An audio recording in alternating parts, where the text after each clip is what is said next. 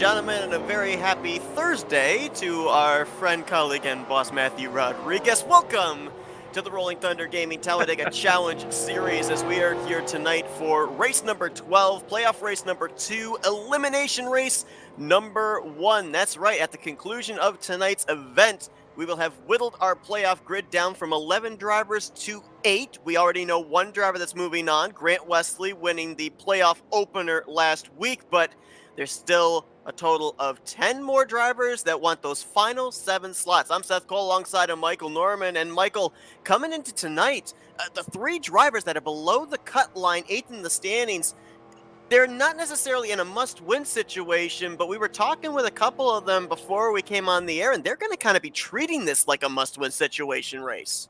Yeah, I mean, when you're below the cutoff in points, it just makes you race that much more harder. And honestly, it's every man for himself out there when it comes down to it. So it should be very exciting to watch. We've only got 29 drivers scheduled to take the green flag here tonight. That is a much smaller field than we're used to seeing here week after week. That means there's not as many points out there available to those drivers below the cut line to be able to try and make their way above. Kind of adds more into that must-win mentality. And on top of that as well, you consider the fact that coming into tonight's event, there's another, 18 drivers, if my calculations are correct? Yeah, 18 drivers. They've got nothing to lose. They're not in the playoffs. They're just out there trying to win. And mentioned this last week, when the playoffs begin, you've got all these non-playoff drivers, and your destiny on whether you're going to, if not advance into the next round, even win the championship by the end of the season, it's kind of in their hands as well with how close pack racing we see here. Yeah, and it's going to be very interesting to watch. You know, cars coming from the back to the front here, and also those green flag pit stops, if it comes down to it, Seth, those are always big game changers. They are indeed, and I'm almost wondering with a smaller field here tonight if those green flag pit stops may play more a part than we've seen in the last few weeks. Less cars on track, less possibility of mistakes, and maybe big wrecks taking people out. It may come down to those pit stops as to who's moving on and who is not. As the field rolls off of pit road behind John Godfrey, I believe this is Godfrey's first generated pole here through the random generator the series uses, as he'll be alongside of Joe DeSpirito, Jason Scheck, and Josh Metallic. They're going to make up row number 2. Row 3 is going to be Mark Paglia and Bobby Farrell. Looks like we might have had, I think it was the one missed the start. And in row 4 is going to be Rodney Sullen, Sonny Tallman. Row 5 completing the top 10, Tom Dixon and Robbie Nices. Row 6 finds Wiley Coate and Bob Seminaro. Row 7, Bernie Mobbs, Tim Nofsker. Row 8 is going to be Glenn Harris and Kelly Causey. Row 9, Greg Palmer, Donnie Garrett. And completing the top 20 will be Doug Hewlick and Brian Schilling. In row 11... Big shout out to Gilbert Godfrey for winning the pole. Yeah, absolutely. Row 11 finds Terry Bombard and Dave Melson. Grant Wesley, last week's winner, he's got nothing to lose tonight. He can gain some more bonus points if he can get a second win in a row. He's going to be back in row 12 with Bob Dixon. Jessica Shelton back in row 13 with Cy Jones. Row 14 finds Chuck McClure and Jeremy Jeffries. And then 25th here tonight, last car in the field, will be Ken Roberts. Michael and I have this little running joke where in the random generating, the account that we're in, Flatcaster, and the account that Michael's in, his own account, see where our accounts get randomly generated. Flatcaster got 10th. Michael, for the first time this season, got generated to dead last. So congrats on that. Maybe next week you'll get the pole.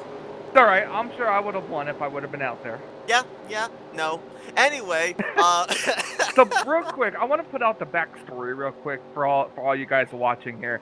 So our boss, Matthew Rodriguez, came to us the other day in a dead panic, thinking that he forgot to schedule the broadcast for tonight's Tally Challenge as the green flag is out. And he comes to us and says, "Why are you guys not in RTG? I didn't even schedule the broadcast. I'm doing it right now." And we're telling him, like, "Why? There's no broadcast tonight." And he's like, what are you talking about? Isn't it Thursday? And it was very clearly a Wednesday. So for those of you that were of the Matthew Rodriguez mentality and showed up last night for our broadcast, we apologize for bringing it to you 24 hours later than scheduled. Gave us a good chuckle. We love Matt. Oh, it really did. Yeah, absolutely.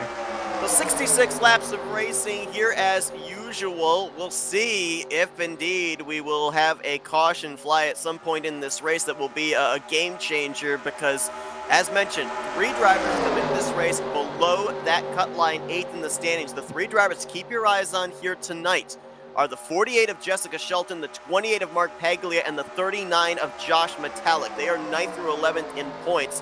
The gap right now between them and that 8th in the standings, Paglia is a total of 7 points back, Jessica Shelton 16 back, and Josh Metallic is 17 back. Especially for Shelton and Metallic, you'd have to think that they are certainly in the must-win situation mentality because, as mentioned, a smaller field here tonight, but not only that, let's remember that the fact that drivers got into the playoffs either through victories or through consistently finishing up inside of the top 5, top 10, even top 15 to make it into the playoffs, they have to assume that those same drivers that they're trying to knock out in the top 8, they're going to continue to do that here tonight. So, unless there is a drastic slip-up by 1 or 2 playoff contenders, they're really going to have to run at the front of the field all night long. I would really not prefer you say slip up when we have 3 by 3 by 2 racing up here at the front. I mean, did you observe last week when we were 3 wide, like 6-7 rows deep, and they actually made it to the checkered flag? Yeah, but I don't want you jinxing it like you always seem to do. You just talked about Jessica Shelton. Now watch, if she blows up, I'm telling her it was your fault. Okay, yeah. Well, I don't know how that would be my fault when I... Hold on. Speaking of Jessica, we actually talked to her earlier on before the broadcast today, and she had a very interesting thing to say about having everything to gain and nothing to lose. Yeah, and I have to assume that, same mentality for Josh Metallic, that you've got to be up there at the front ahead of the mayhem. Right now, you got Metallic in the eye of the storm. He's the first truck in the middle of that 3 wide. Shelton's up on the top side there. Looks like she's running behind Terry Bombard in the 10. As the inside line has gotten some pretty good momentum. Clear for the lead to Spirito. Godfrey into second. Paglia into third. And Rodney Sullins right now into that 4th position. Then you've got the 54 of Robbie Nisus. He's side by side with Doug Hulick, who's on the extreme top side. That's for the 5th position. That middle line's got no help, though, and that's usually the line that we see everybody making forward progress with. But apparently drivers feeling, hey, we've got to abandon that middle line. We've got to do something on the top side and on the inside to stop that momentum. Yeah, well, when they go 3 wide like that, I believe that the very outside lane helps stall out that middle lane, and then the inside lane becomes the preferred lane. Like I've been noticing that a lot. Like right now, they were 3 wide for second place. Now suddenly the outside lane has died off, and the middle lane kind of died as well, and the inside lane became the line to be in. So sometimes being 3 wide like that, it's not that great to be in the middle lane. Joe DeSpirito, multi-time champion in the series. He comes into this race 7th in overall points. He's only 2 points ahead of Jeremy Jeffries, who is the cut line driver, 8th in the overall points. And we have to bear this in mind as well. We got drivers that are up there near the top of the playoff standings, like Chuck McClure, Tim Knopfsker. They're looking like they're in good shape. We know Wesley's moving on with a victory, but there are bonus points that are given out from the completion of round 1 into round 2 based on where you finish in the playoff points as well. So, for those drivers that at the moment seem to have a pretty good cushion, they're still out here with something to race for too, because there's 2, 3, 4 spots in the point standings they could gain here tonight, which would be more bonus points when round 2 points are reformatted. Exactly. Every point counts in here, even especially with the smaller field here. Like in the back, I saw Jessica Shelton move from the top to the middle to now the bottom, and I think she's just kind of just biting her time. I don't think she likes what she sees in front of her. Right now, they are still 3 wide. That is 5. Make it now 6 rows deep. And Paglia with a huge move to the top. Almost contact between himself and Doug Hulick. I'm going to be honest, Michael, I thought that was our first caution of the day because... That would have taken out the entire field. Exactly, and obviously the 28 was clear, but there are so many times when you make an evasive move like that where you can end up having the dreaded bumper grab take place, and I thought for sure the 28 was getting hooked. Not sure how Hulick thought about that move either, as that completely stalled out the outside line. Now Paglia trying to tow them again down the back straightaway. I guess when you're in a mentality of must win to try and advance the next round of the playoffs, you make gutsy moves like that, even as early as lap 6 or 7.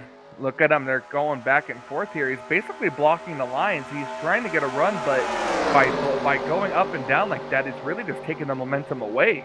That was Chuck McClure who moved from the top to the middle, and now DeSpirito abandons the bottom. He'll move to the middle line. Let's see if Paglia tries looking topside. Nope, he'll push the 24 into turn 1. Now it's John Godfrey and Rodney Sullins leading that inside line. Ooh, Robbie, nice little contact there as he tried to tuck down in front of Bob Seminara in the middle groove, and now he's brushed the wall, has the Navy machine. That's going to stifle that outside line's momentum a ton down the back straightaway. As a matter of fact, I think the momentum's completely gone. And this is precisely why a lot of people run towards the back. Yep. In the start of this race. Or run towards the bottom. More maneuverability to avoid a wreck when and if it happens. That too. Whoa, Shelton with a little bit of a warp back there. Like it's settled out for the time being. Last thing you want to do is end up having connection problems that are out of your control, take you out of a playoff spot. We ended up seeing back in the regular season finale a couple of weeks ago, Donnie Garrett, he was battling with Jessica Shelton for that final playoff position, closing stages of that race. He had connection problems, and that effectively took him out of battling for that final playoff position. It sure did. Settled it down a little bit now, just too wide, if you call that settled. Yeah, I mean, it looks settled down, but unless you get into one of these trucks and you go out there and you race with these men and women, I mean, I'll tell you, I've been out here. I've raced with these guys. I know what it's like. I've been in the middle of those 3x3 situations. I can honestly tell you, I've raced in a number of super speedway races with a bunch of different drivers. I have never had my palms sweating as much when you're in that kind of a predicament in this type of a race with this series and these drivers. Well, and your assists too. Well, I mean, that's not as much of a factor. It's just the fact you don't want to make a mistake. There's so little room for error. That is very true. Spirito, he got himself locked into the playoffs very early on in the season, as what a slick move there by Mark Paglia. No chance for Joe DeSpirito to throw a block, and Chuck McClure was ready to go with that Quality Care Ford Credit F-Series. Paglia is going to go to the point. Mark Paglia, former winner this season, ended up crossing the line 13th on the white flag, came around after a big wreck in the tri-oval to take the checkered flag, ending a long winless streak, and is looking to maybe be a multi-time winner. Only 2 drivers so far this season have gone to victory lane more than once. The driver right behind him, Chuck McClure in the 17, and Grant Wesley in the 88, who right now is 6th truck on that outside line.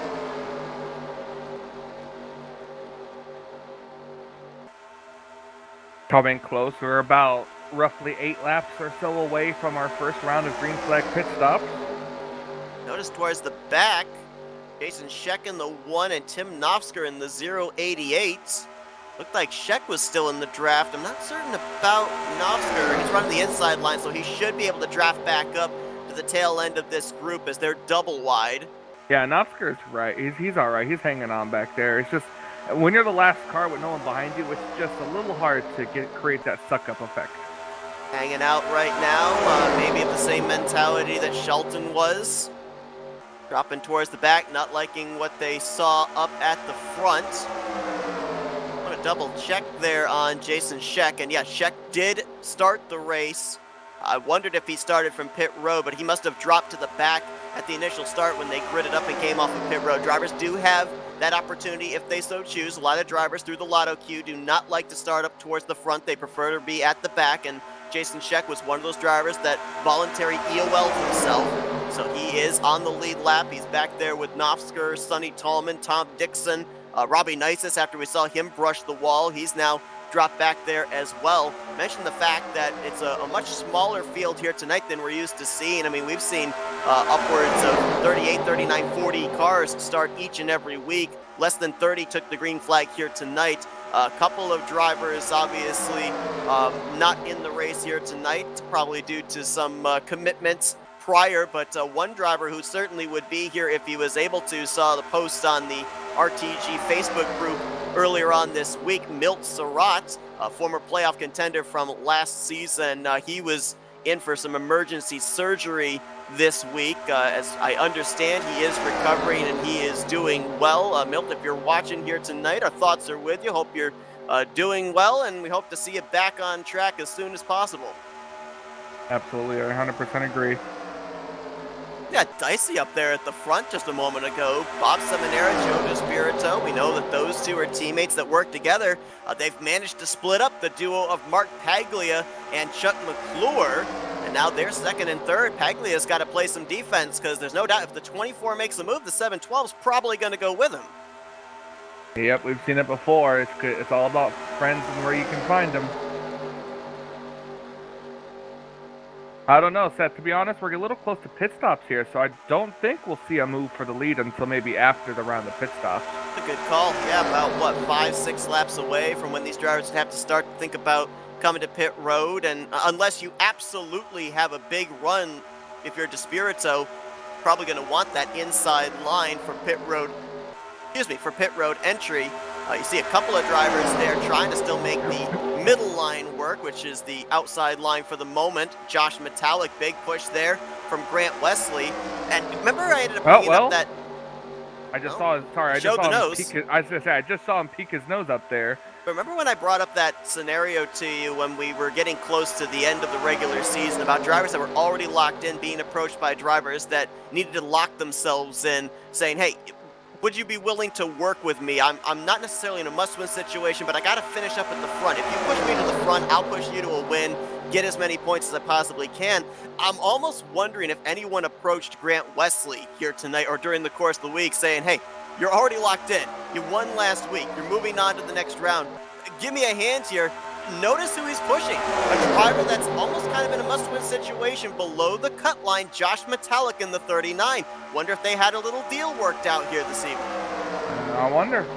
I guess time will only tell on that situation, as we're still approaching about 4 laps or so away. We'll see if these drivers start making a move down the inside.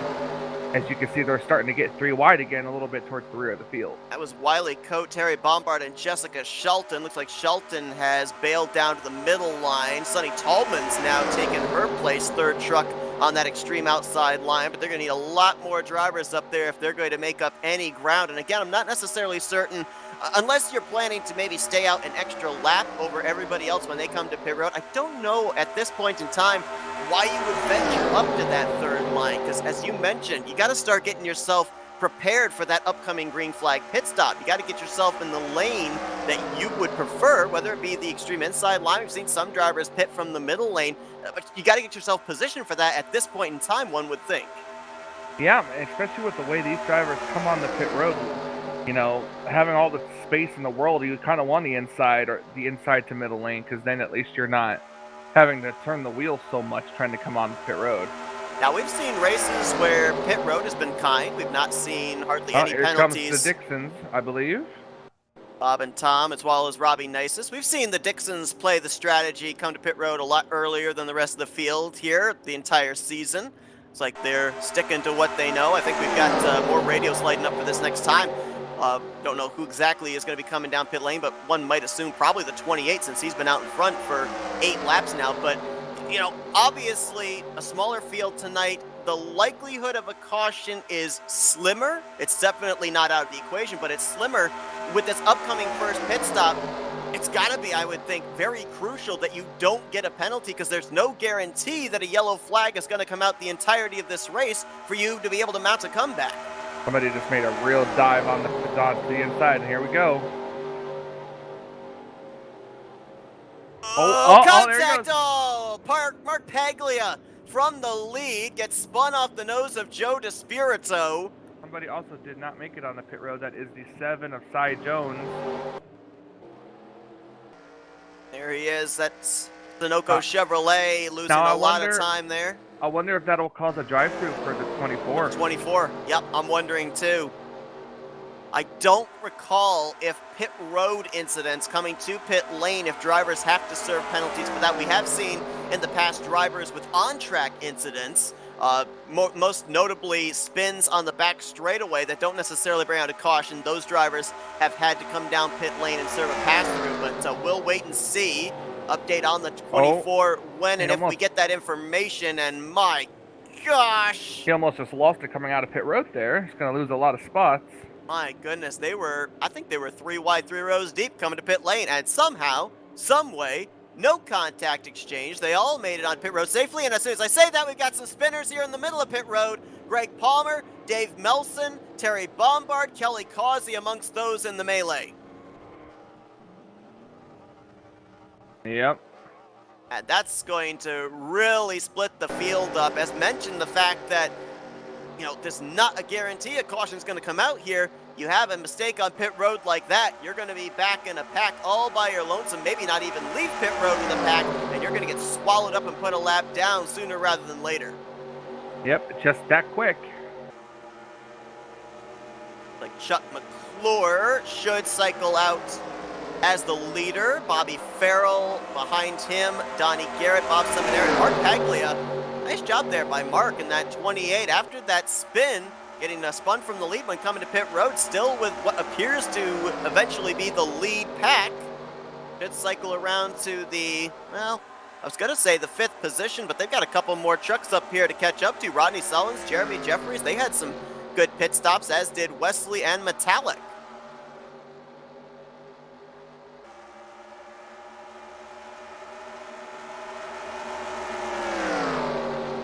Gotta wait and see where the 24 cycles around. Last time by, looked like he was scored in 20th, and I am being told, Michael, you were correct.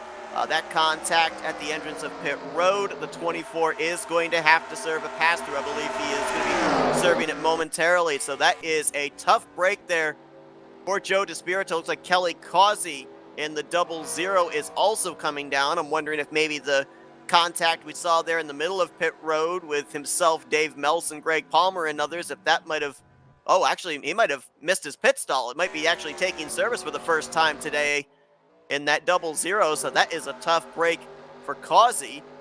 But for Joe DeSpirito, mentioned he was only 2 points ahead of the cut line coming into tonight. That means that the drivers he would have to worry about, Paglia, Shelton, and Metallic, if we're doing the math between him to those drivers, it's 11 points between himself and Paglia. It is 20 points between himself and Shelton, 21 points between himself and Metallic. And if Paglia right now is running up inside of the top 10, and DeSpirito, last time by, scored in 26th, Paglia would be in, DeSpirito would be out. Yep.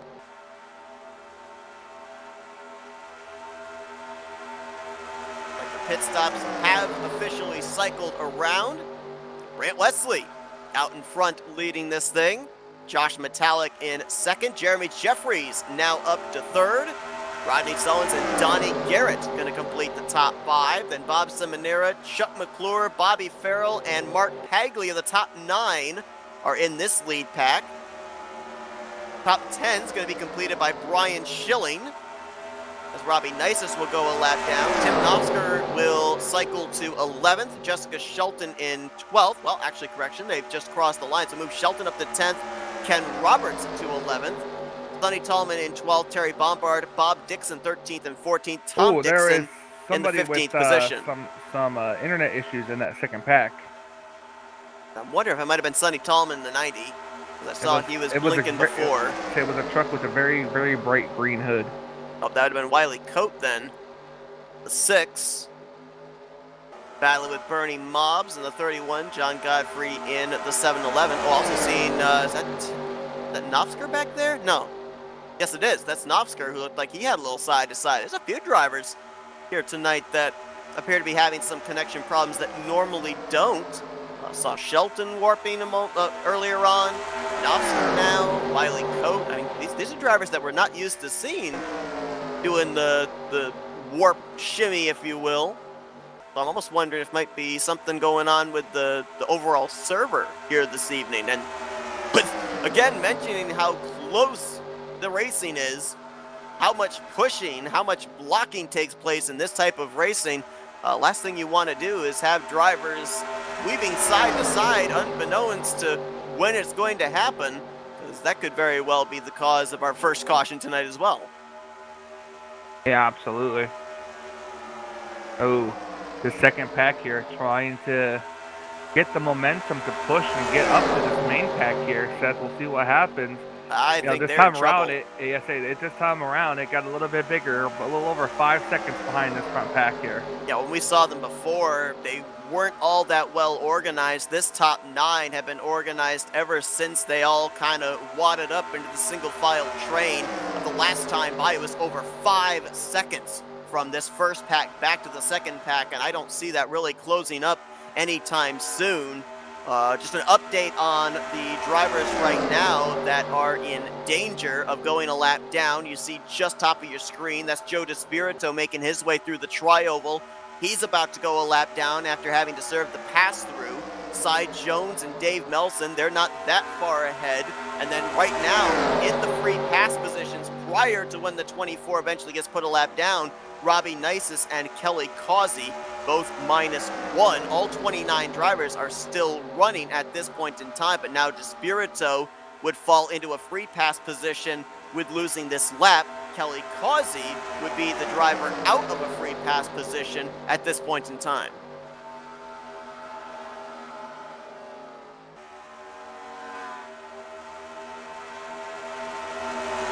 An update as well on the bracket series. Again, we've been for the last 2-3 weeks keeping our eyes on the losers side of the bracket as Jeremy Jeffries still waits in the wing to see who his opponent will be in a couple weeks' time. Tonight it is very simple. Grant Wesley versus Donnie Garrett, and both of those drivers are running right now inside of the top 5. Wesley out in front and Garrett in the 5th position.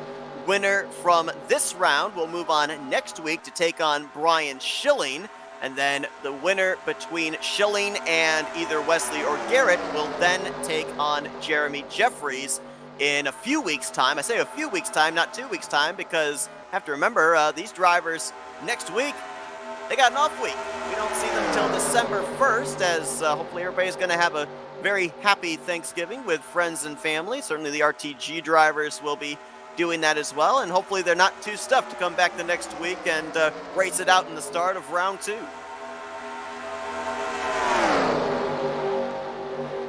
Coming down here, just watching this line, that gap between 9th and 10th continues to increase. Dave Melson trying to latch on to the tail end of this pack. Gonna have Cy Jones there in the 7, and Joe DeSpirito be able to work with to maybe stay with this lead group. It's so difficult when the field is going, well, in this case, I believe it's about 10 miles per hour faster than your single truck.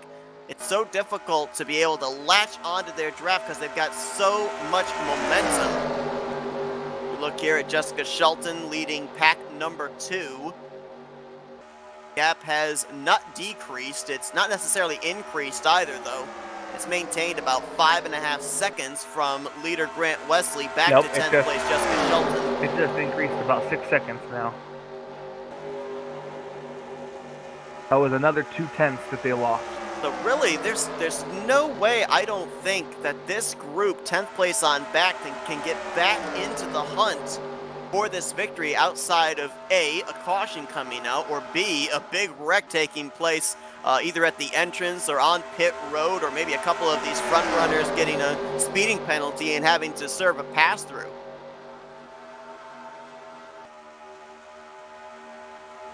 A lot of times, too, that kind of a scenario, running single file like this, you would think, well, there's not going to be a caution. There's no way there's going to be a caution. But especially when you're in that second or third pack, things start to get a little bit desperate, and push literally comes to shove.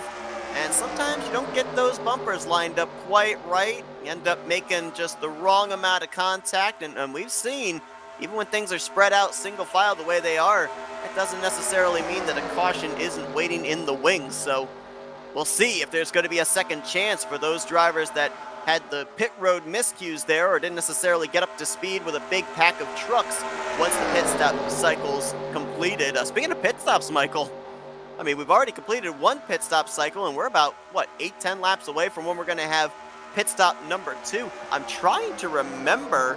I don't think we've had one this season, but I believe we had a couple of races last season where we ran the entirety of the 66-lap event clean and green with no yellow flag breaking up the action. So Well, now that you said that. Well, now that I've said that, you're right. I've just tempted fate. Approaching halfway here, we should see these cars come back down pit road. I want to say roughly around lap 38 to 40.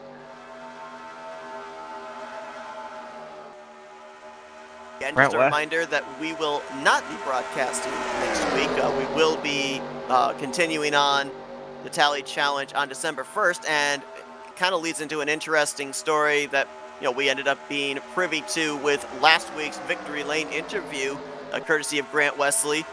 He's not going to be here December 1st. He will have to the following week, December 8th, in the final elimination race before we determine our final four. He will, well, more than likely be in a must-win situation there. And we've seen him in must-win situations before.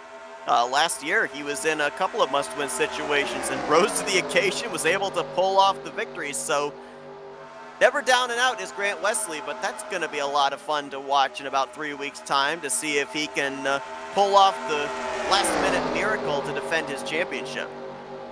Yeah, and that would be 100% interesting to watch too, because I love watching Grant Wesley work in a must-win situation. Next time by, we will be halfway in tonight's event here from Talladega.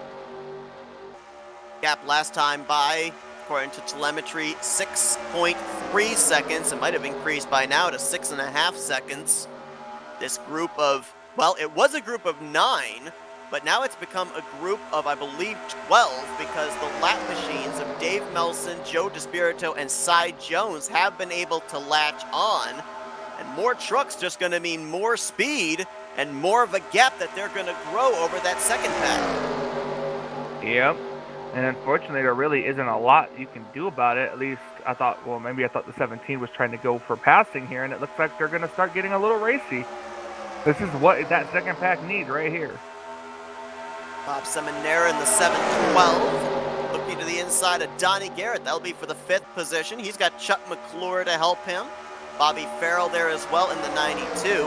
With this upcoming second pit stop, I'm almost wondering, we know that these drivers love to hot pit. It gives them an advantage. It will pick them up sometimes 3-4 positions before they even get to the commitment line.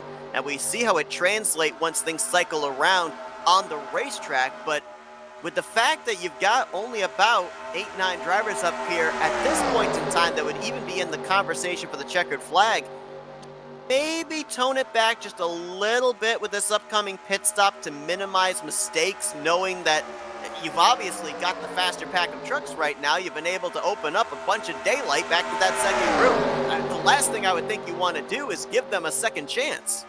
Yeah, that's the very big thing, is you don't want to give them a chance to get up here, but, then again, the gap really hasn't decreased that much. It's 6.47 right now. Midway through lap 35, battle for the lead, battle for the bracket series. Donnie Garrett and Grant Wesley. You can't make this stuff up. Seems like every time we end up seeing the projected battles week after week, those drivers always seem to find each other on the racetrack. And here tonight, no different with the 77 and the 88, as Garrett's going to get pushed to the lead, courtesy of Bob Seminara. Chuck McClure trying to get alongside of Grant Wesley for that 3rd position. As we've got, I would think, about 3 more laps for most of these drivers before they're going to have to come to pit road. We know that Mark Paglia will probably be one of the first onto pit lane. He led a good portion of the first run prior to the green flag pit stops. Might have been able to save a little bit here running in the draft in this second run. Grant Wesley obviously has been out in front for a good portion of this, so I'd have to assume the 28 and the 88, they'd be some of the first to have their hands out the window to come to pit lane. And see, more than likely, and they're stuck on the outside lane right now. Got the race within the race here as well. 3 drivers, the 38, the 24, and the 7, all battling for the 2 lucky dog positions. Only 2 drivers can have it, and 3 drivers want it at this point in time. Last time they crossed the line, it was Melson and DeSpirito. But Cy Jones is right there with them, and ooh boy, that was close. The gap has decreased. Under 6 seconds now.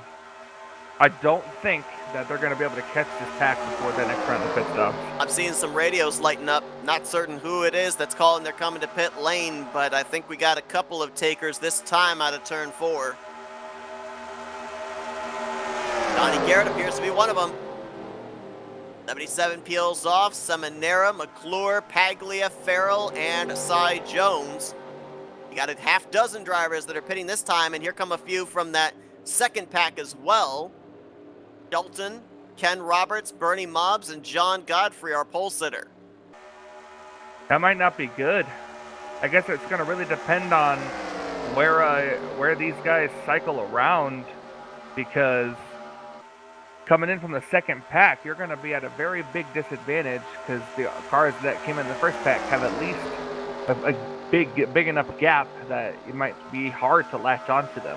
I'll tell you why I think it would also be a disadvantage, because I'm certain that when you're coming off turn 4, you can see that first pack making their way onto pit lane, and you want to get every bit you can before you get to that commitment line to close up the gap so that you can maybe latch onto them, and you might overstep the mark just by a couple miles per hour. Metallic almost got a couple of tires in the grass there coming to pit road here, but Jason we'll see Scheck, what's going to happen. Almost did too. I think his right sides might have clipped the infield grass, but looks like they all made it onto pit road from the first and second pack. Here come a few more. Oh, Doug Hulick hard in the inside wall there. Back out towards the racetrack, but looks like he is going to stop before he gets out there to the racing surface. No caution. That was a really hard impact, too. That was. Locked up those rear tires. McClure's coming back in. Oh, what happened to the points leader, the regular season champ? This is obviously unscheduled. Waiting to see on my telemetry if he was issued with a black flag penalty. I'm not seeing anything yet, as we saw Doug Hulick after his hit to the inside wall. He's actually retired out of the race, so he'll be finishing 29th here this evening. Still waiting for the update there on Chuck McClure, but man, that's a tough break. He had a good gap. I think it was 28 points between himself and the 8th in the standings cut line, so he was almost surefire guaranteed to advance in on points, but on the flip side, he might lose a couple of spots in the standings at the conclusion of round 1, which again, as we said, is a loss of a couple of bonus points once everything's reformatted for round 2. And look at the two that came out ahead. Wesley and Metallic, those two have been really good on the green flag pit stops tonight. They cycled out to first and second after green flag pit stop cycle round 1, and man, I thought they were going to take that momentum. I thought Jeremy Jeffries was going to take that momentum to the outside, honestly. If I'm not mistaken, I think Jeremy Jeffries was actually 3rd place after the first cycle as well.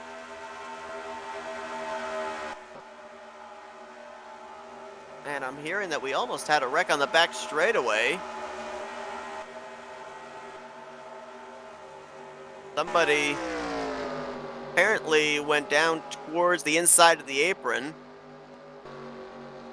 I'm hearing it was the 28 of Mark Paglia. Let's see if we can find him. That's one of our kind of must-win scenario drivers. There's the 28. Looks like he is still up to speed. I'm going to go back and see what exactly happened to him. As he is, looks like going to cycle around in the 13th or so position. Oh, yeah, wow, this was very nearly a caution. Take this back to turn 1. Oscar experiencing a little bit of server lag there. The second he's getting out of line to drop to the back, and the second pack here is not organized in the single file line that it needs to be in to catch the lead, to catch the front pack of only 8 cars. That was kind of Terry Bombard that got into the left rear quarter panel of Mark Paglia. Paglia was able to save it. Got a little bit of a bump from Tim Nofsker down the back straightaway to keep him up to speed. But man, great save there by Paglia. Not have that be a caution. And give a little credit here tonight as well. Jessica Shelton, our broadcast colleague, of course, in the field, but gives us little notes of what's going on the racetrack in case we miss stuff. And that was her call right there, letting us know about the Mark Paglia incident in 1 and 2. So thank you for that call, Jess. Obviously, that was That might have saved Mark Paglia's playoffs. I know that obviously he's going to still need a caution to be able to get back into this, but if that yellow flag does come out, the fact that 28 is still in one piece after that save, that might be something we'll look back on in about 14 laps time. That's true, and that's something we got to think about too now, is we still going to have one more pit stop before the end of this race. Usually when the race goes green from start to finish, that final pit stop takes place in the final 10 laps of the race. Talk about a money stop. Yeah, and you don't have to get your truck full either. Right. So you can come in, top off with just enough to make it, and see where it puts you when you come back out on the racetrack. Question only remains now is when. I would think you go as far as you possibly can, right? Because I doubt any of these drivers are going to take on tires on the final pit stop. You're just going to put enough fuel in the truck to be able to make it to the conclusion. I think you stretch it as far as you possibly can before you absolutely have to come to pit road. I think the other reason why you might do that as well, though, is if a caution does come out late, the last thing you want to do is come to pit lane, run the risk that you get put a lap down. When I mean come to pit road, I mean like when the fuel window opens to make it the rest of the way, come down pit road, end up getting put a lap down. Yeah, you might get a free pass, but that means you start at the very tail end of the field, and who knows how many laps you'd have left to battle your way back up to the front. That is very, very true. Grant Wesley, after his victory last week, he's been out in front now for 24 laps in this one, trying to pick up his second win in a row and third win on the season. Metallic in second, Jeffries in third. Then you got the lap truck of Dave Melson between them and fourth place Donnie Garrett. Bobby Farrell right now is in fifth, and then Bob Seminara in the sixth position is the last lead lap truck in this lead group. Melson and Joe DeSpirito in this pack. They are currently in the free pass positions. Can confirm Chuck McClure did get hit with a speeding penalty. That's why he had to serve the pass through. He's right now on the lead lap, but not by much. I think he and Greg Palmer, they're in a two-truck tandem about 10 seconds ahead of this pack, and I think they're going to be on the same straightaway here. We might see them actually just up ahead, top of the screen in a few moments. And it looks like they're still a bit of ways ahead, but if the thing still stays green, it's very unlikely both those drivers will finish this race on the lead lap without the aid of a caution coming out somewhere in the next 3 to 5 laps. Absolutely. And we've kind of narrowed it down here as well, right? Of the drivers that look like they've got a shot of maybe pulling off the shot clock cheese of getting from outside the cut line to inside of the top 8 to advance to the next round of the playoffs. Dalton right now running back in the 11th spot. Been a good night for her, but not in that lead pack. You've got Mark Paglia after that save. He's right now in the 10th position, but both he and Shelton are 8 seconds behind this lead group. So the only driver right now, oh, caution! Caution is out. This changes up everything. Oh boy. And what did the caution come out for? Get rid of everything I just said for the last 3 minutes. It means nothing. It's Mark Paglia. Oh, what a tough break. Paglia in the 28. It's apparently gone around. Looks like that's in 3 and 4. And the caution will fly. There's more smoke there over in turn 4 exit. Might have been the 6 of Wiley Coat. Looks like there's some damage to the right rear of his Castrol Dodge Ram. I don't know who else might have been collected. Maybe it was just a 2-truck incident. But caution out for the first time tonight. It's on lap 46 as the leaders were coming to the line for 20 laps to go. Let's go back and take a look at what happened. The one of Jason Scheck might have also been involved, as he's already come down pit lane and made the left-hand turn to the garage area. Here it was. Down the back straightaway. Tight draft. Oh, bumper grab. Bernie Mobbs in the 31. Looked like he was having some connection issues. I saw a little bit of warpage there. Tries getting out of line. Oh, man, that's a huge hit there for Jason Scheck. Tried getting out of line.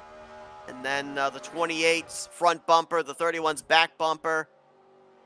getting together. That shimmy sends the 28 to the inside line and trying to gather it, comes back up into traffic, and Sheck was the one that nailed him. I'm almost wondering if maybe then Sheck went up into the 6 of Wiley Coat.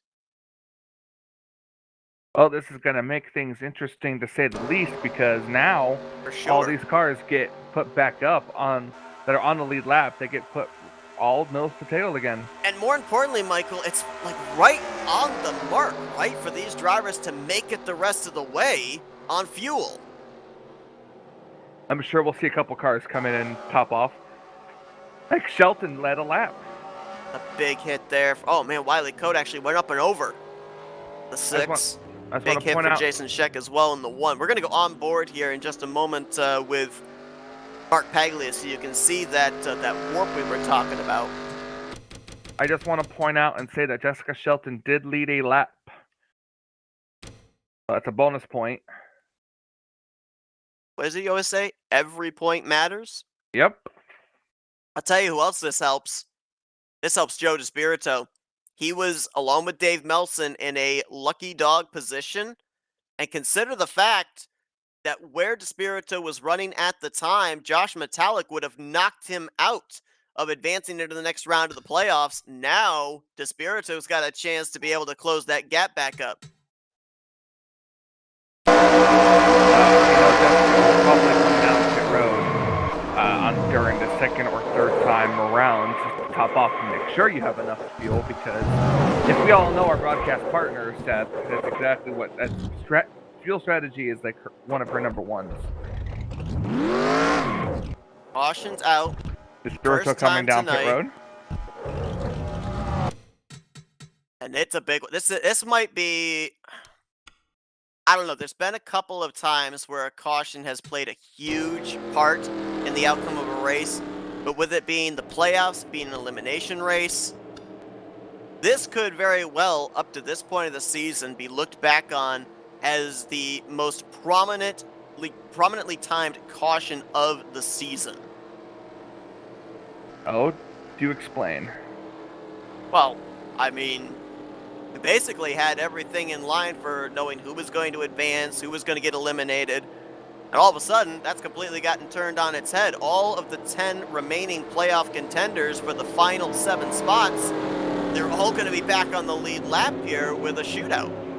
Well, that is true. We haven't got the one to go signal yet, I don't believe, right? We have not. Lights are still on. So we should be getting a restart. Let's see, if we don't do it this time, 50, if we get it 151. I'm trying to do math. I'm not good at math. Don't ask me. Seth, how do you do this? If it equals out to potato, it's correct. That's all I got.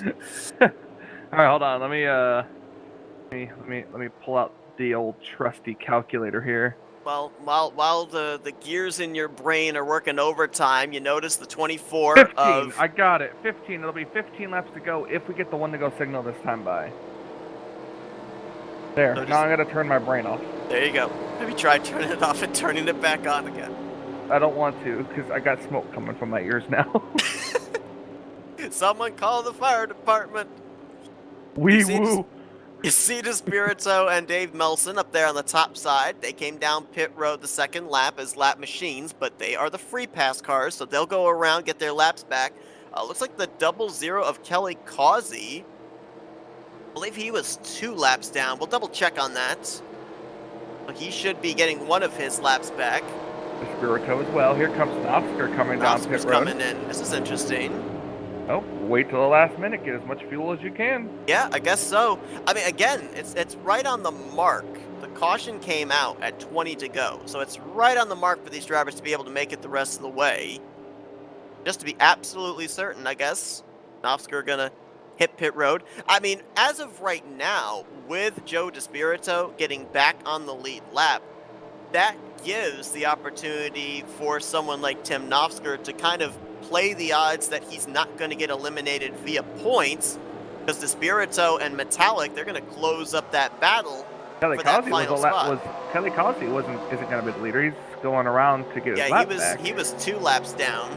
So he's going to get one of those laps back. He'll be -1. Robbie Nisus, he was also 2 laps down, so he'll be -1. Espirito and Melson, they'll be back on the lead lap.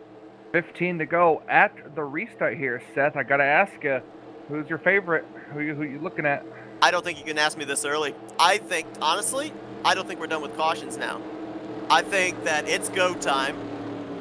Push came to shove is going to come to slam, I think, at this point in time. This is the closest all these drivers are going to be bunched up since the initial drop of the green flag. I think we're going to see some more wrecked trucks. Well, gonna have to wait and see. Give an opportunity here to take a look at the lap leaders here tonight, and there's been a few of them, but only a few interspersed 1 laps led throughout the field. The chunk of the race has been led by Grant Wesley in that 88, 28 laps led, 8 laps led by Mark Paglia in the early going, and then 1 lap led apiece. I learned a new word. It is a 3-syllable word. I don't even know if it's a real word. I just coined it if it's not. So, copyright, trademark, registered, whatever else is out there. But 1 lap led apiece for Josh Metallic, Donnie Garrett, John Godfrey, Tim Nofsker, and Joe DeSpirito. His name is John Gilbert Godfrey. His nickname is Gilbert. Yes. Me, in my heart. Actually, Nofsker and Shelton have led a lap apiece. I forgot to mention, didn't see it. DeSpirito led 8 laps as well. So DeSpirito and Pagli have led 8.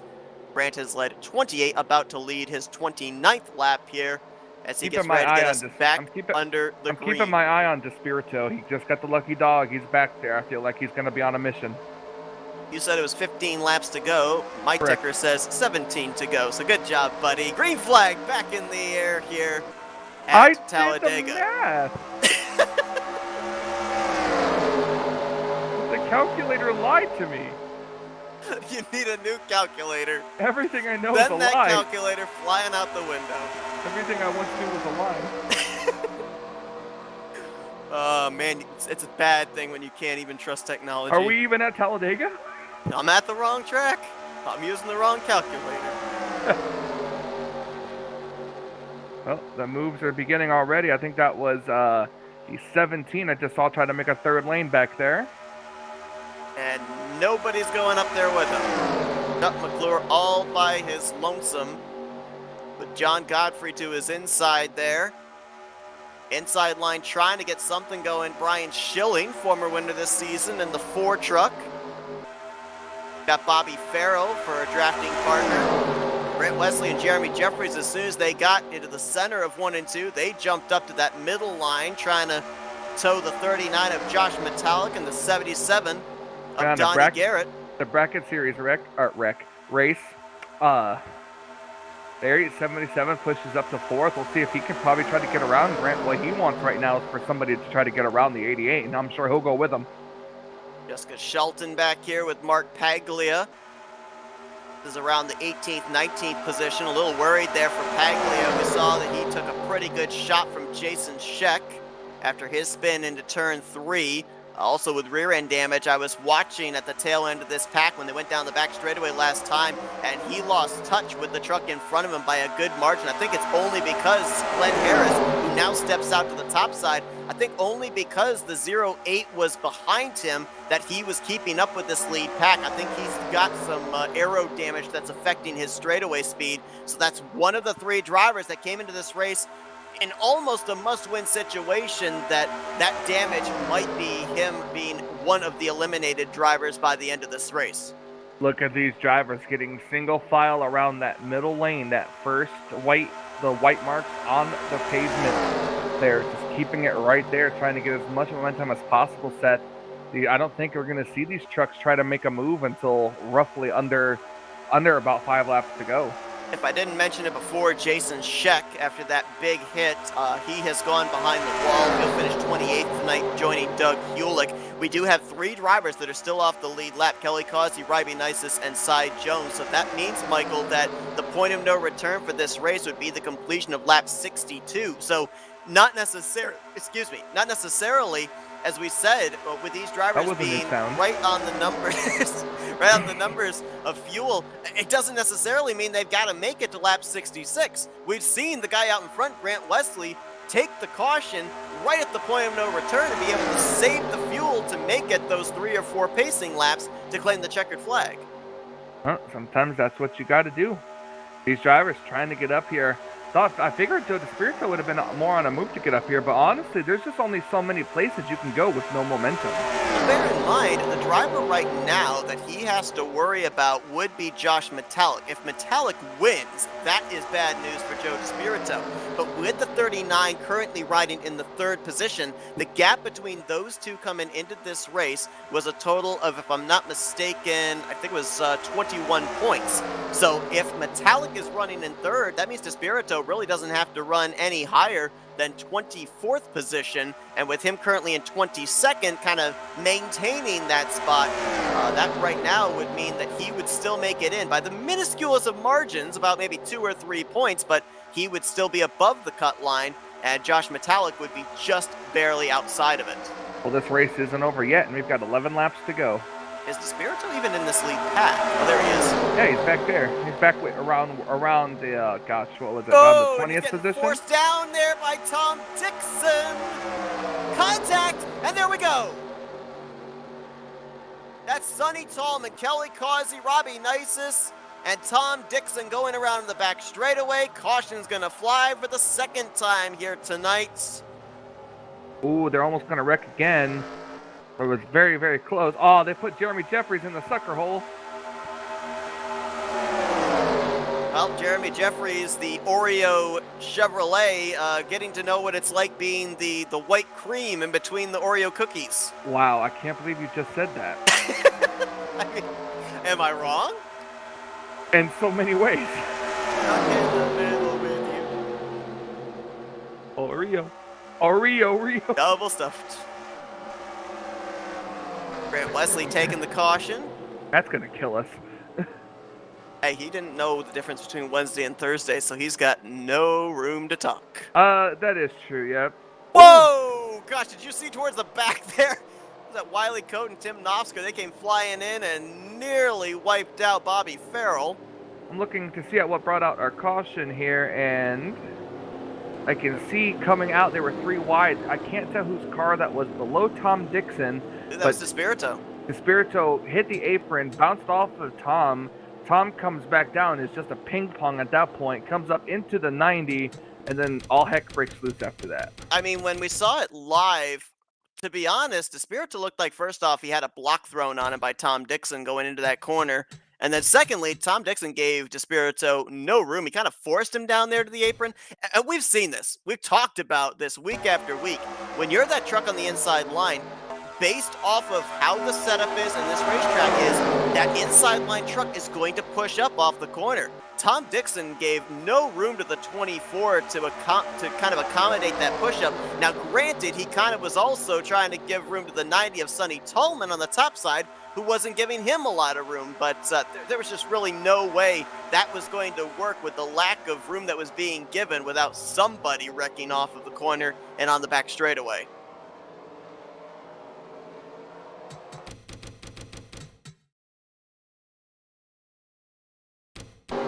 Batmobile there of Tom Dixon. Taking it behind the wall. Of course, just it was a couple of days ago, Kevin Conroy, the passing of the iconic voice of Batman in so many series and video games. Series. Yep. Video games and animated series. Tough to see that paint scheme there with that in mind. Hitting the inside wall, and to your point, retiring from the race early. Like, for the most part, the other drivers involved, Sonny Tallman, Robbie Nisus, Kelly Causey, looks like they got away with just relatively minor spins. You know, I'm not too sure, Seth. I wonder. I wonder if we can pull Grant up here, because I kind of want to pick his brain on this restart.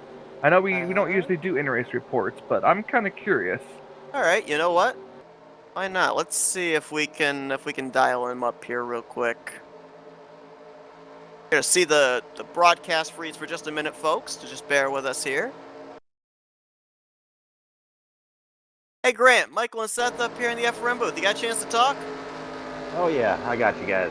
All right, go ahead, Michael. I am very curious to know. You've been out front, dominated as always. You usually do. What's going through your mind with this late race restart here? What's the plan? Oh, it's about to get crazy. Yeah, I was kind of bummed whenever I seen that caution come out. Whenever we had a 6-car breakaway, it was going to be easy sailing from there on out. But 20 to go, we got a caution, and then we got this caution here, and there's a lot of tough guys. I'm looking at my F2 right now, and I see Josh and Bob, Rodney, Brian Schilling. I think all 4 of those guys were in a tight points battle, for those bonus points going into the final round. So I'm watching those guys on my F2. I know that it's going to be a close race to the finish. I know I'm locked in, but I'm still trying to get that win for those bonus points. Yeah, that's another thing. Oh, go ahead, Seth. I was just going to ask, obviously, as we knew coming in tonight, you're locked into the next round. Did you have anybody approach you here this week that is hovering around that cut line or below that cut line, kind of trying to ask for your services to push them to a win here tonight so they can advance? I'll never tell. No, I'm kidding. No, nobody actually approached me. I was curious because you guys were working a lot with Metallic here, and I know Metallic is definitely in a must-win situation there. So I thought me and Seth both thought maybe there was something going on there, at least working together-wise. So yeah, you got a lot of what I like to call frenemies out here. Friends that are enemies, and there's guys that you just work well with, and it's really your friends are who's around you at that time sometimes. And I always worked well with Josh, and he's been in the right place at the right time so far tonight. So again, you were talking about the bonus points. When we talked with you in Victory Lane last week, you mentioned the fact you're not going to be here in 2 weeks' time. I mean, just how important, not only with the bonus points, but just in terms of momentum. No driver this season has had back-to-back wins. No driver has had 3 victories this season. Yourself and McClure, the only multi-time winners here in season 57. So just from a momentum standpoint, how important would it be to get this victory here tonight, knowing that you're going to be in that must-win situation in about 3 weeks? Oh gosh, man, what a statement that would be. Yeah, definitely momentum. You come out here, points are great, but I mean, even just getting a win, every win just means so much, aside from the points. So, yeah, man, I'd love to get this win back to back. Like you said, no one else has done it this season, and that'd be great. All right, man. Well, good luck, and maybe we'll talk to you again here in just a few minutes. Yeah, hopefully, fingers crossed. Grant Wesley getting ready to go back to work. He's going to lead the field back to the green once the lights go out at the top of the pace car. We do have a couple more drivers, Michael, with this caution that are going to get back on the lead lap. Cy Jones and Kelly Causey. So we will have 25 of our 26 drivers back on the lead lap. You mentioned Tom Dixon going back behind the wall. He'll join Jason Scheck and Doug Kulik. I want to see somebody pull a Dale Earnhardt. I want to see someone come from towards the back of the pack in these last couple of laps and just get up to the front. Or for a more recent reference, of Mark Paglia. That's true. Picked up 13 spots in the final lap of the race that he won about 3 weeks ago to advance his way into the playoffs. The only driver who actually was outside of the top 10 in overall standings at regular season conclusion that had to rely on that victory to make it in, and he was one of those 3 drivers we highlighted at the start of the show here tonight that were in pretty much a must-win situation to advance. Paglia, Jessica Shelton, they're in 16th and 18th for this upcoming restart, now back up in this lead pack. They both avoided that last caution. Metallic has been up at the front all night long. He's going to restart in 3rd. A lot of pressure on those 3 drivers, and I'll go back to the reference that you talked about earlier tonight when we were talking with Shelton. Nothing to lose, everything to gain. Keep an eye back there around that 9th row. Those 2 drivers, Paglia and Shelton, I think they're going to be driving their way to the front. They're going to maybe be the most aggressive they've been this entire season. I absolutely agree, and Seth, we also got to point this out too. This restart's going to come with 6 laps to go on lap 61 of 66, so the next flag after this green flag could be the race-ending flag. I want to point out a couple of other drivers up here towards the front. Donnie Garrett, still looking for his first win on the season. He and Grant, they're the front row. That's your bracket challenge battle here this week. And they're side by side for this upcoming potentially final restart. Bob Seminara, he's 4th in this restart. He's still looking for his first win on the season, and just kitty corner to him, Rodney Sullins in the 38. The 712 and the 38, they're in the playoffs. They look like they're going to point their way into the round of 8, but they're both still looking for their first win on the season. Could tonight be the night? And then you've got the non-playoff drivers that are up here in the hunt as well. Bernie Mobbs, he's going to restart 7th. John Godfrey looking to go coast to coast, pole to win. He's in 9th. And there's Bob Dixon in the 143, completing the top 10. There could be a non-playoff driver taking the checkered flag here tonight. We'll have to wait and see how it culminates. 6 to go here from Dega as we're back underway. Oh, and the 88's going to get just enough momentum to clear the 77. We'll see if he leaves the 39 or if he stays down. Garrett is able to keep alongside of Metallic. 39 is clear. He is clear, so I'll bet they're both going to jump ship to that middle groove, and now they do so very smoothly off of turn 2 and onto the back straightaway. Now up at the front, we're probably not going to see a lot of moving and shaking until much later on. Keep an eye towards the middle of the pack. That's where the eye of the storm is going to be at this point in time. Well, change that, because Donnie Garrett jumps from the top to the inside line on Metallic for 2nd. And we heard it earlier, there's really no teammates between the 88 and the 39 here. So frenemies, lots of frenemies. Frenemies. So we can expect the 39 of Metallic, if he can get a run, that he will take it coming to this checkered flag. Grant Wesley trying to go for the win, so there's no give and take here. It's going to be all earned. And Grant Wesley, as good as they come as far as being able to block the momentum late in a race. Remember last week, they were 3 wide, several rows deep. He had to choose where the momentum was at on that final lap to keep them all at bay to pick up his 2nd checkered flag in the season. We'll see if they attempt 3 wide here in the closing stages. We're double wide right now from 4th place on back. I was just about to ask, who do you think is going to be the one to chase that 3rd lane? I see Jessica. Doug McClure, 17, absolutely is going to go up there to the top, I believe. I saw Shelton back there try to go to the top. I don't think anybody went with her. Doug McClure seems to be the guy that goes where no other driver wants to go. Metallic showed the nose to the inside of Wesley. Wesley tried to throw the block. Now is going to be any momentum for the 39 as the 712 gives a big shot to Wesley to keep him out in front. 39's definitely in a spot where, here we go, Seth, 3rd line. And it's going to be McClure along with Brian Schilling. There's no help for Wesley and Seminara in the middle line right now. Oh, here comes all the momentum on the top side, and careful! Boy. Whoa, my goodness, a lot of tangoing going on right there. My goodness, that might have been a dance floor because there was a lot of shimmying. Well, yeah, might as well. Now Metallic with the lead. Now he's got a mirror drive. Remember, if the caution comes out, we stay with the leaders back to the line because they're technically at this point in time racing back to the checkered flag. We'll go back and see what brings out a caution later on. 24 on the inside lane are probably like the 6th car on that inside lane there, 6th, 7th car. And I got to mention this as well. If Metallic wins this race, Despirito doesn't necessarily get eliminated because it was super close. The points between Despirito and others around him, I think it was only about 7 points separating 3rd down through 8th in the standings. So that doesn't necessarily mean that it would be Despirito who would be out. We'd have to kind of wait till the dust settles to figure out who was out. But it's a moot point right now because Wesley's taking the lead back from Metallic into 3. Middle lane, oh, God, voice. Middle lane is coming back. It's got 4 cars. The severe pinching. Oh, gosh, this is the twitchiness. Look at Despirito in the middle lane now trying to get the momentum to get up there. This is going to be there it is. Brian Schilling not going to be able to save it. He goes around. We're racing to the line. I think Wesley got it by a splitter. Wesley got it by just enough. What was the interval? I'm waiting for telemetry to tell us. 0.003. 3 1,000ths between Metallic advancing and Wesley being a 3-time winner. And Grant Wesley, the timing of that caution, he's going to do it. We talked with him just moments ago prior to that restart. He said, I won it not only because of the points, but because of that momentum, and he's going to get it. Wow. Oh, Schilling got up into the catch fence.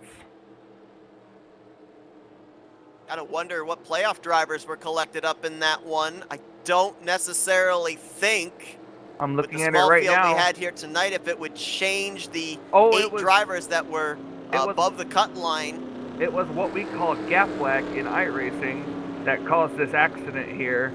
And man, the 4 car definitely Dale Earnhardt Talladega it into the wall. If you guys understand that reference. Well, you mentioned the fact that they're not sure what Wesley's doing here. I think they're waiting for the pace truck actually, but you mentioned that there was really no room being given at all off turn 4 and into that tri-oval. So just the slightest mistake, whether it be driver or whether at this point, as you mentioned, more than likely technical, was going to have drastic results. Wesley's going to pick up that pace truck and be taking the white flag this time by. I feel like I can almost hear him screaming on his radio. White Grant flag. Wesley had 2 playoff victories last season. I believe, if I recall correctly, they were both the first races of each respective round. And he's going to have 2 playoff wins here in season 57. It's going to be in the first 2 playoff races of the season. And remember what he said too, the key word, statement. I want to let this field know, last year was not a fluke. It was not a one-time only thing. I'm here to defend this title, and I'm going to do it each and every week, whether I'm locked into the next round or not. And back-to-back wins, season-leading 3rd win. Tell you what, well, he also I'm won the even bracket more series. excited for 3 weeks from now when Wesley's a must-win situation. And he won the bracket series race. He did. Good call. Donnie Garrett going to finish in 3rd, just a couple spots short. Can't say it wasn't a race. Grant Wesley is going to be taking on Brian Schilling. Well, actually, no. Correction. Bear in mind that with Grant Wesley winning this, that means that it is almost an automatic bye for Brian Schilling in 2 weeks' time, with Wesley not going to be in the field. So it's all but confirmed, really. Then it's going to be Jeremy Jeffries versus Brian Schilling in the finals for the bracket series. Man, we're going to get to talk to Metallic and Donnie Garrett. I just want to know, that was close. If they would have waited 1 more lap, they almost made it to the white flag. Now, obviously, we're able to see when they cross the start finish line. We can visibly pretty much surmise who it was that won that race. Imagine being Metallic and Wesley waiting for the F2 to update itself after you cross the line to see if there's going to be a 1 or a 2 next to your name. Yeah, that would have been, that was those 3 seconds. I think it takes roughly 3 to 4 seconds are definitely heart-stopping. Again, we'll go back, we'll look at a replay of what brought out the caution to end this race, but coming down for the final time, checkered flag in the hand of the flagman, and it will wave for the 3rd time this season over the hood of the number 88 of Grant Wesley. He wins playoff race number 2. He'll carry even more bonus points into the 2nd round of the playoffs. I was waiting for him to get spun there. He's getting bullied out there. Getting hit from left, from the right. Congratulating the pace truck there. Congratulating the pace truck. Yeah, Brett Bodine. I think Brett led the 4th most laps here tonight, behind Grant, Mark, and Joe. It's very true. We'll stay with Grant Wesley as he'll make his way around to the front straightaway for his victory burnout celebration. And again, I'm trying to just quickly look over our final finishing results. But it looks like with Metallic coming up just short in 2nd, Shelton finishing in 14th, and Mark Pegley in 17th, that none of those 3 drivers below the cut line coming into tonight would have been able to accumulate enough points to be able to knock anybody else out of the top 8. Again, I'm going to double check on that, because I want to especially look around Paglia versus Schilling, but I believe Schilling had enough positions between himself and the 28 to advance. So it's not absolutely official. I'll get with you guys there more than likely after we have our post-race interviews of who the official 8 drivers are that are moving on. But who would have thought, Michael, that we would have been saying 1 driver advances in through win, 7 drivers advance in through points here in round 1. Yeah. You would have more than likely thought 2 drivers would advance in via the win. Oh yeah, I completely agree. Grant's going to stop it there on the start-finish line, more than likely get out and celebrate with the fans here at Talladega Superspeedway, and we'll take a look at the full finish and results before we get to those post-race interviews. We're talking with Josh Metallic, who comes up 3/1000ths of a second short, as we documented, of advancing into the next round. In second, Donnie Garrett with another solid outing here this evening in third. Bob Seminara, Rodney Sullins, Jeremy Jeffries, they'll all be advancing into the round of 8, finishing 4th through 6th. Ken Roberts, good run there for him in 7th. Bernie Mobbs in 8th. Joe DeSpirito, he'll advance, finishing in 9th. And John Godfrey will bring it home in the 10th position. Kelly Causey got the lucky dog under the last caution. I think he restarted, if I'm not mistaken, 23rd. He picked up 12 spots on that final run to the checkers to finish in 11th. Great run for him. Terry Bombard in 12th. Nofsker is going to advance to the next round with a 13th place run. Shelton 14th, and Chuck McClure 15th place for the driver that came in leading the playoff points, but he should have enough to advance into the next round as well. You see the rest of the finishing results there. Brian Schilling finishes in 20th, Mark Paglia in 17th. The gap between those two was 9 points, I do believe. No, correction, it was 12 points. And since there were only 4 positions separating those two, that means that Schilling will advance into the next round. So it is official. The 8 drivers that came in above the cut line will be the 8 drivers above the cut line to finish out round 1. They will be your Elite 8 for round 2 of the playoffs, and we'll name them off in just a few moments. As you look at the other drivers that had some hardships here tonight, did not finish out this race: Tom Dixon, Jason Scheck, and Doug Hewlick. We had 3 cautions here tonight in a race that in the early going looked like it might not see any cautions whatsoever. Certainly the timing of a few of those cautions giving some drivers some new life and some new opportunity to get up here and battle for spots inside of the top 10 and inside of the top 5. As the celebration continues down in victory lane for Grant Wesley, we'll talk with him in just a few moments, but let's chat with the other podium finishers here tonight, and let's kick things off with the driver of the 77, Donnie Garrett. Donnie, it's Michael and Seth up here in the FRM booth. You got us? I got you guys. Man, what a crazy race this was. Was looking like in the early going, it was going to come down to who executed the green flag pit stops perfectly. Then at the end of the race, it came down to who was going to be able to master the restarts as things got all bunched up again. You got a front row seat of everything that was going on in that lead pack. I mean, if you had that extra 2 laps there without that caution coming out, did you have a strategy? Did you have anybody to work with to make a move and put the 77 in victory lane? Well, I'll tell you tonight, I was just worried about trying to get in front of the 88 there. I was racing him in the bracket series tonight, and I thought I had him covered there by pushing Josh, and I saw that outside line coming, and I knew I knew they'd start going to the back, and then like I say, I don't know what happened between me and Schilling there. It looked like he'd come down on me. He's way down below the white line there, so I don't know what will get called on that one, but yeah, we were just buying my time there. I was doing everything that Josh put wrecking him, and I was giving him everything I had. I was up him as far as I could go without wrecking him, but just trying to get that finish. Now we all know that the caution that came out right after the second round of green flag pit stops changed up everything. Do you know what the original strategy was for you coming or before that caution came out? Just stay on the bottom, stay out of trouble, and race at the end. That's kind of my strategy every week. Just try to stay out. If you go up high early, you tend to get caught up in the wrecks, and so I try to stay on that bottom. And but I was pretty much up front all night. I've been battling all season, actually for a season and a half. I've been battling connection issues, and I got FiOS this week, and also found out that it was my antivirus that was killing me, and I should be in the chase. I mean, I've blinked out 4 times running third, and at the end of these races, end up 2 laps down. So it's embarrassing to be that far back in points, but should be racing for a championship, and hopefully next season I'll get these gremlins out from underneath of me, and next season I can go after one of these championships again.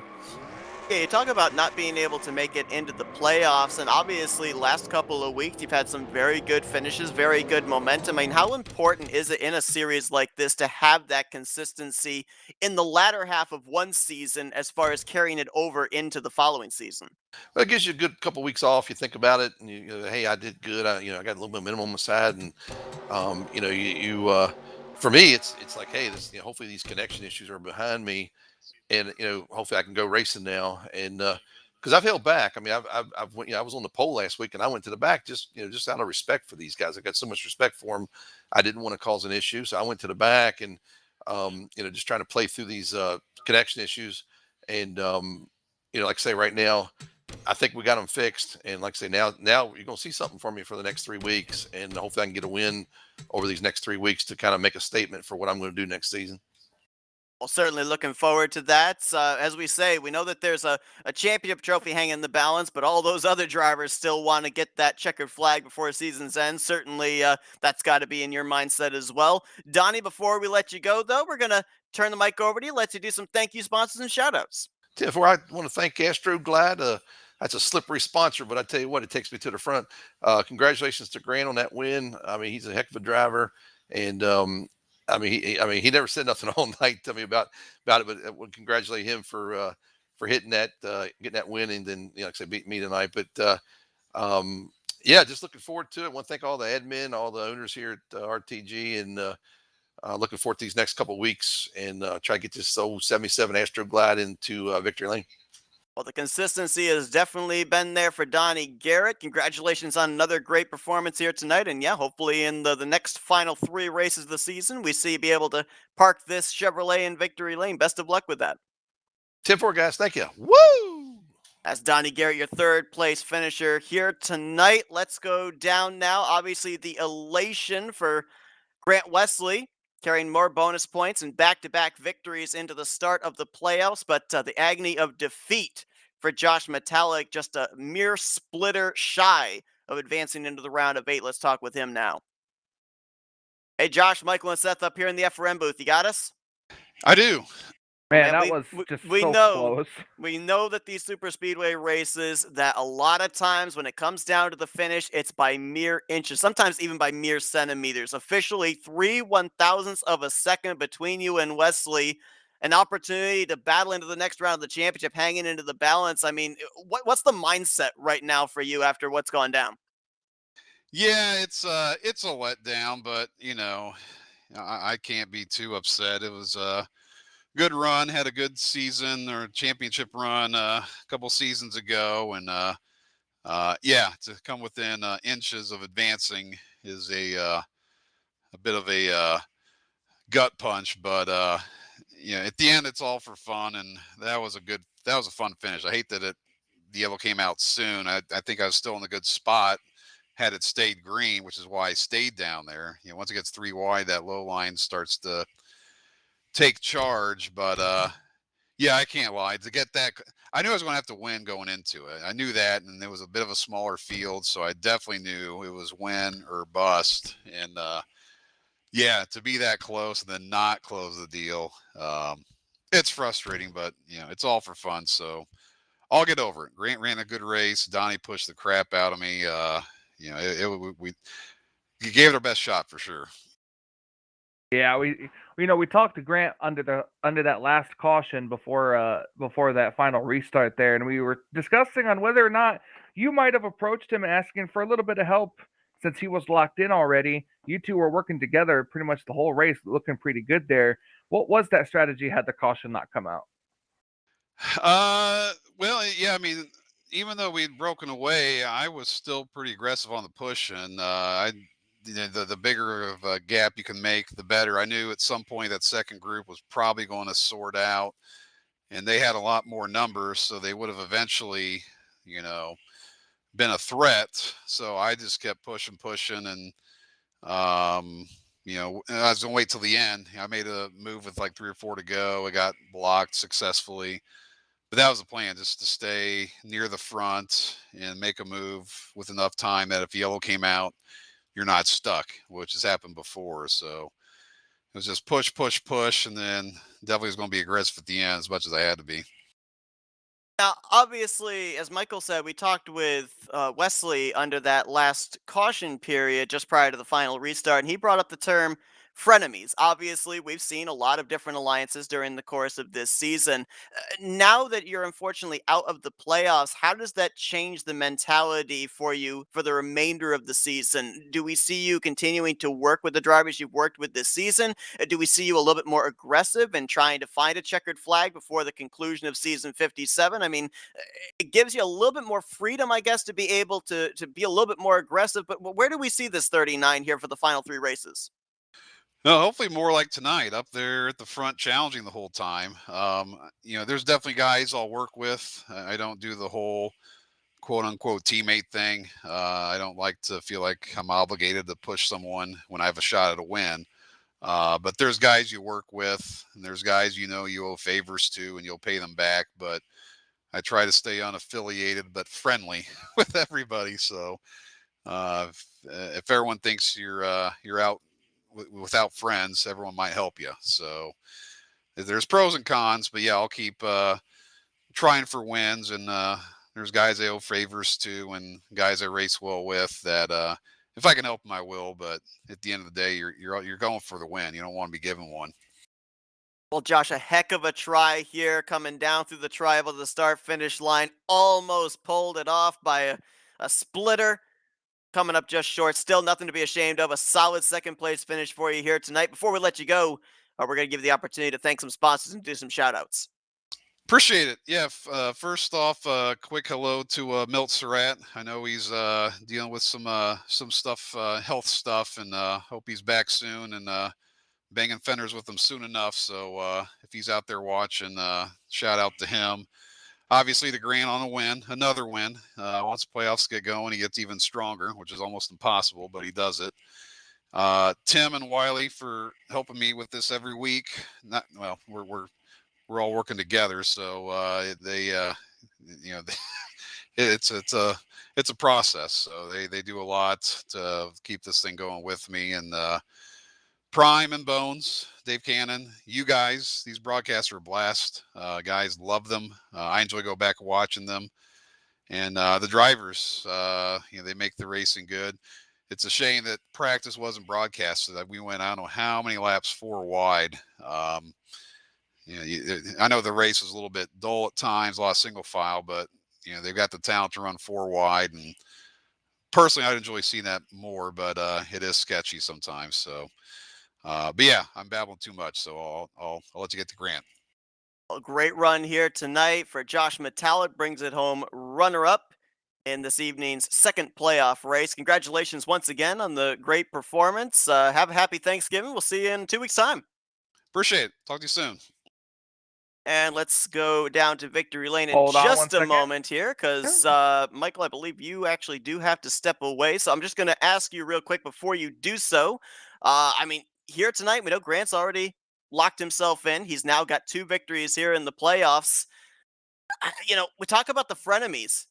People have got to be looking at this 88 saying, I can't be pushing him. I can't be helping him. But at the same time, he's fast every week. And you want to work with somebody that's fast, because if you're fast, or if they're fast, you're fast, and you're going to go to the front. So it's kind of a catch-22 for some of these guys right now. Yeah, it really is, honestly, because it's like you can follow him up to the front and be able to stay there, but it's passing him that's the biggest thing, Exactly. because you don't want to work with them, but at the same time, it's like it might be my only way to the front. So it's a win-lose situation. Yeah, you want to follow that neon Menards bumper to the front, but you don't want to be sitting behind it the whole race. So Exactly. we'll see if drivers adjust their strategy here in the next couple of weeks. Obviously, we're not going to see the 88 in the field in 2 weeks' time, but I'm thinking this. If Grant was this aggressive and this strong here tonight when he really had nothing to lose, he was already locked in.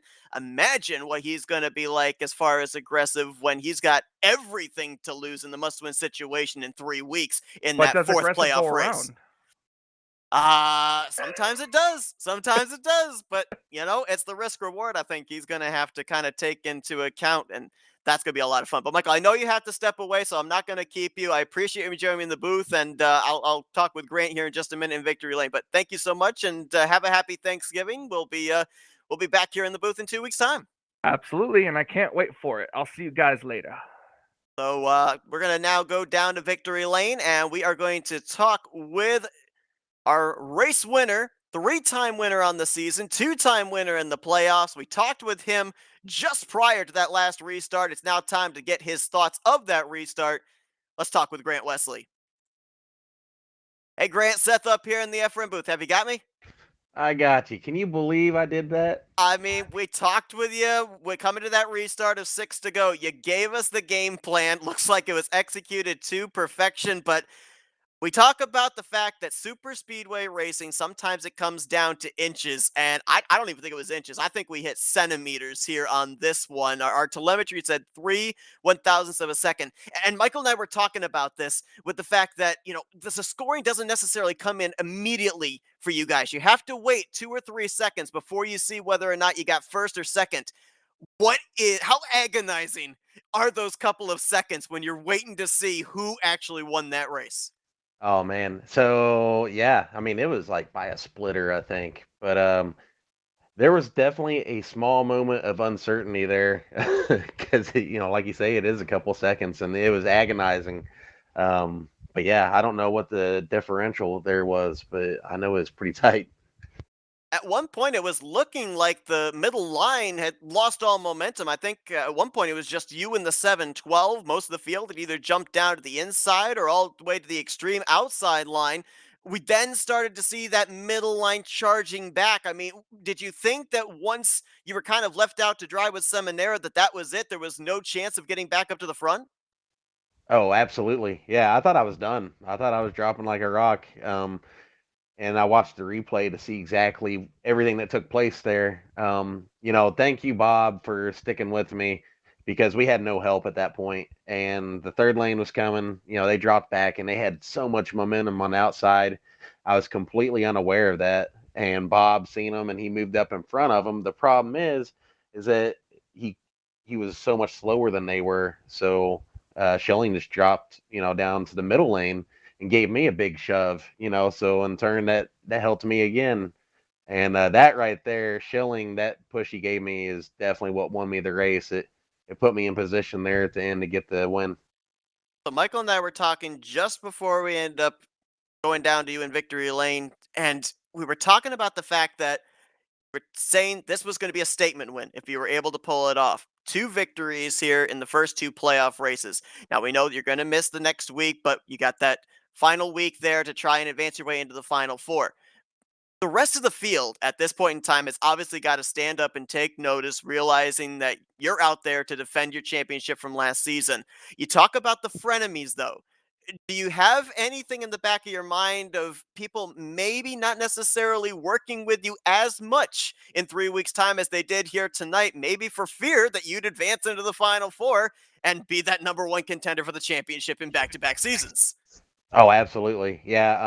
Come playoff time, it's funny because, like through the regular season, there's guys that'll work with you and you'll work with them and everything's hunky dory. But yeah, you get to playoff time, things are just a little bit different. But honestly, especially in playoff time, you get down to the last 5, 10 laps. I mean, the gloves are off. Everybody here wants a win, no matter what part of the season it is. Well, Grant, obviously, congratulations on a job well done. Sounded like you gave us the playbook before that last restart. You executed it to perfection. Second victory in a row, third win on the season. The only driver so far to have a win in the playoffs. Well deserved. Congratulations. Before we let you go and continue your celebration here tonight, the floor is yours for Victory Lane. Thank you, sponsors, and shoutouts. Oh man, I'm just gonna, and I'm so thankful for this win. I'm just gonna ride this wave while it's here. You never know when they're gonna come and when they're gonna end. So, yeah, this is a great win. I'd like to thank just everyone that shows up here on a weekly basis and makes it such a great place to race. Um, Also, Milt Surratt, I know he's going through some health issues.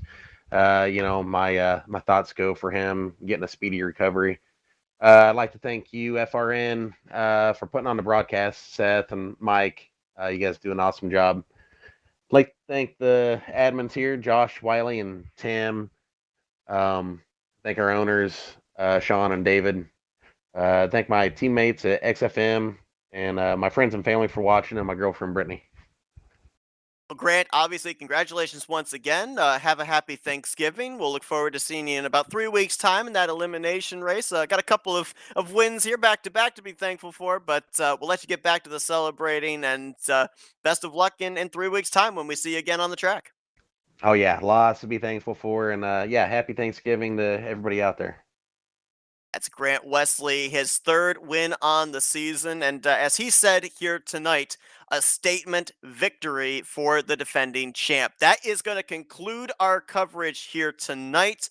What a crazy first elimination race we had here in season 57. It came down literally to a splitter, into a driver getting their second win in a row and a driver just missing out on advancing into the round of 8. It looks like it is official. The drivers that will not be moving on into the next round of the playoffs, Mark Paglia, Jessica Shelton, and Josh Metallic. So it is now down to these 8 drivers to figure out who's going to be the final 4 once we get to our second elimination race in 3 weeks' time. Those drivers include Chuck McClure, Tim Nofsker, Grant Wesley, who's got that victory here tonight, Brian Schilling, Rodney Sullins, Bob Seminara, Joe DeSpirito, and Jeremy Jeffries. They will be the ones to decide it in 2 and 3 weeks' time, respectively. Of course, we've got that off week for Thanksgiving next week.